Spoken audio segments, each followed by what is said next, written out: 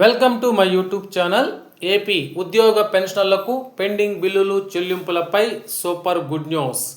PRC ప్రకటన ఎప్పుడంటే ఆ వివరాల గురించి ఇప్పుడు మనం తెలుసుకుందాం. ఇక వివరాల్లోకి వెళ్ళినట్లయితే, పాత బకాయిలు చెల్లించిన తర్వాత పిఆర్సీ ప్రక్రియ చేపడతాం.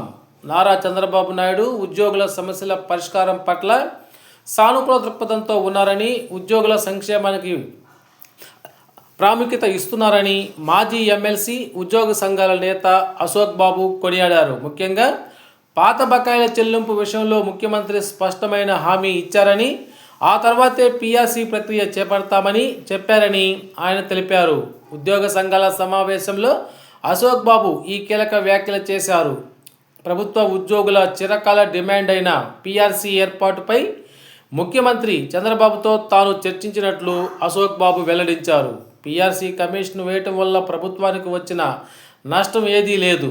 అయితే పాత బకాయిలు చెల్లించిన తర్వాతే కొత్త పిఆర్సీ ప్రక్రియను ప్రారంభిద్దాం. లేకపోతే పాత బకాయిలు కొత్త బకాయిలు కలిపి ప్రభుత్వానికి చెల్లింపులు కష్టమవుతాయి అని సీఎం చంద్రబాబు నాతో స్పష్టంగా చెప్పారు అని అశోక్ బాబు వివరించారు. వారం 10 రోజుల్లో దీనిపై ఒక నిర్ణయం తీసుకొని దశల వారీగా పాత బకాయిలు చెల్లించి అనంతరం పిఆర్సీ ప్రక్రియ ప్రారంభిస్తామని ముఖ్యమంత్రి హామీ ఇచ్చారని ఆయన పేర్కొన్నారు.